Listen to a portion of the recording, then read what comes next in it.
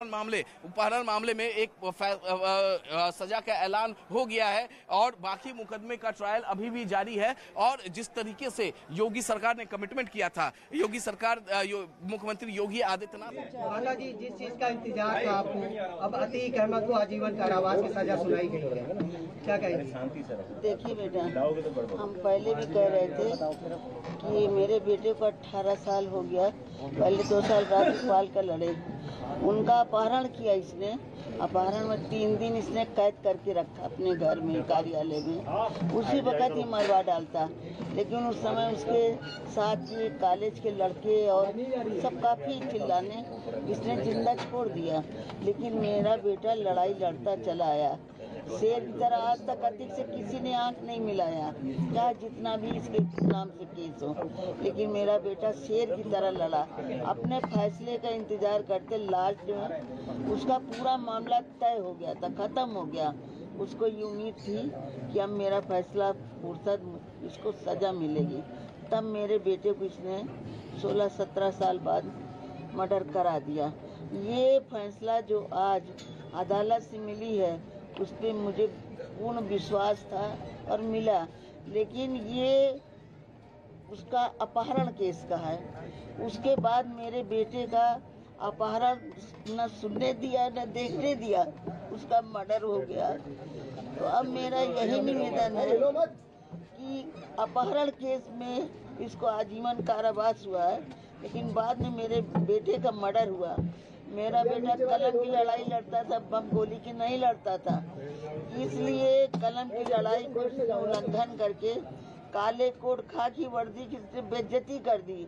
इसलिए मेरा यही निवेदन है, जो भी अदालत फैसला दे, मुझे मुख्यमंत्री जी के ऊपर विश्वास है कि मेरे बेटे का मर्डर का इनको फांसी की सजा सुनाए।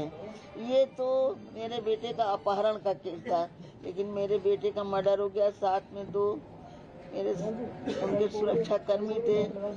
तो बताइए, जब इन्होंने काली कोट और खाकी वर्दी का इज्जत नहीं किया, उनको मार डाली, उनके वर्दी पे कीचड़ मारा, तो आगे ये हम पब्लिक को क्या छोड़ेंगे। इसलिए मेरा मुख्यमंत्री से ही विनती है कि इनको अब फांसी दिया जाए। अच्छा, अब सजा हो गई है, अब लगता है कि उमेश जी की आत्मा को शांति मिलेगी? देखिए, ये तो उसका अपहरण में लड़ रहा था शेर की तरह, लेकिन जो अब लास्ट में 3 मर्डर उसने करा दिया, जेल से कराया है, ये आजीवन कारावास है। इसमें उसको अंदर क्या सुविधाएं मिलती हैं, क्या नहीं मिलती, इसलिए वो पुराना खूंखार बदमाश है, पूरा आधा डकैत है। वो नोट के बल पे आगे कुछ भी कर सकता है। इसलिए मेरा मुख्यमंत्री से यही एक निवेदन है कि मेरे बेटे जैसे हत्या उसने कराई है, साथ में 2 सुरक्षा कर्मी गए हैं, तो इसने खाकी और काले कोट की इसने लिहाड़ी बेइज्जती कर ली, तो इसको फांसी की सजा सुनाई जाए। इसलिए कि हम लड़ने योग्य नहीं है। ये फैसला मुख्यमंत्री जी के ऊपर है, अदालत के ऊपर। सीएम साहब से क्या कहेंगे? हम सीएम साहब से यही कह रहे हैं ना कि जैसे मेरे दरवाजे पे इस बदमाश ने अपने गुंडों को भेज करके और 3 को संहार कराया है, मेरे बेटे और 2 सुरक्षा कर्मी को, तो हम तो बार बार कह रहे हैं ना कि मेरा बेटा उस समय वर्दी पे था और सुरक्षा कर्मी भी थे, कोई वैसे नहीं थे, गाड़ी से उतर रहे थे। उस समय इसने मर्डर कराया। इसने न कलम की इज्जत किया, न काली कोट की किया, न खाकी किया। इसलिए मर्डर के इसने तो दे दिया अपहरण का, लेकिन मेरे बेटे 3 मारे गए हैं। इसलिए मेरा मुख्यमंत्री जी से यही गुहार है कि इनको फांसी दिया जाए, इनको जिंदा न रखा जाए। हाई कोर्ट में अपील करेंगे कि 7 आरोपियों को बरी कर दिया गया है। इसमें अशरफ एक है, अतीक का भाई जो अशरफ है उसको बरी कर दिया है। टोटल 7 लोग बरी कर दिए गए हैं। लेकिन उसमें तो मेरे बेटे ने बताया था 10 लोगों के, वो सब जो वकील आएंगे हमारे तो सारी चीजें वो बताएंगे। अब ये है कि मेरे बेटे का जो मर्डर हुआ है उसमें तो किसी ने देखा नहीं, वो तो पूरा सीसी फुटेज में दिखा रहा है।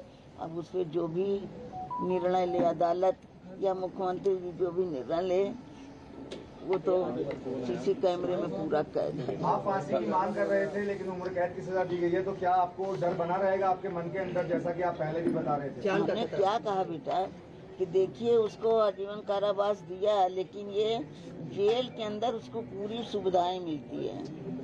पूरी सुविधाएं मिलती तो हम क्या जाने कि वहाँ सुख क्या सब कुछ करा सकता है। मतलब आप जेल में जाएगा लेकिन घटना को अंजाम दे सकता है, दे सकता है, अभी भी दे सकता क्या है। आप उम्र कैसे संतुष्ट हैं? सजा मिली उससे संतुष्ट? जज ने जो जजमेंट किया है वो ठीक है, मैं उनकी बातों का विरोध नहीं करूंगी। उन्होंने क्योंकि मेरे आदमी का अपहरण केस था, इस वजह से वो जो जजमेंट दिया उन्होंने वो ठीक किया है।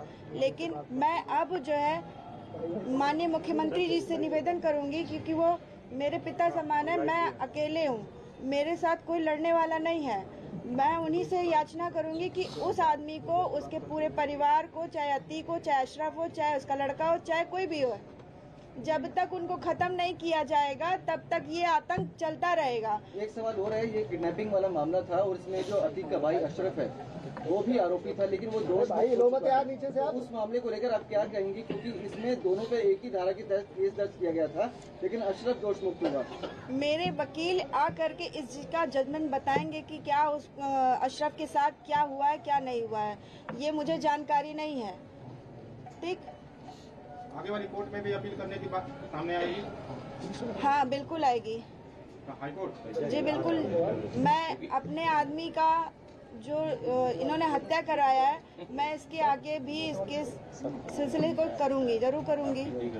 माता जी एक सवाल, जो लड़ाई आपके पति लड़ रहे थे उस लड़ाई को आप आगे लड़ेंगी? आप ही बिल्कुल लड़ूंगी, क्योंकि मुझे न्याय चाहिए, आतंक नहीं चाहिए। आतंक का मतलब है कि फिर आप भी हो सकते हैं, मैं भी हो सकती हूँ, अगला कोई और भी हो सकता है। मैं इसलिए चाह रही हूँ कि उसका आतंक खत्म हो, चाहे जैसे भी खत्म हो।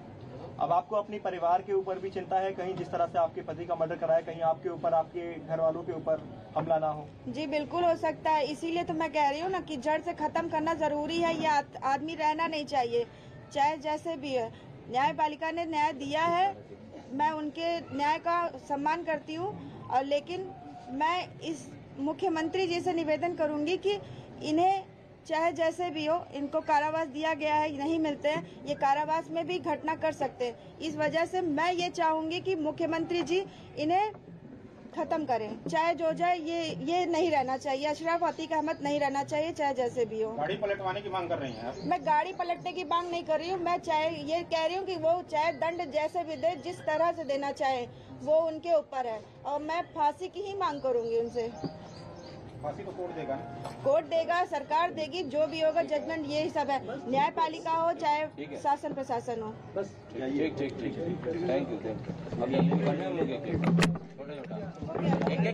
करके दिया दे दिया भैया। तो उमेश पाल की पत्नी और उमेश दूसरा मामला था जिसमें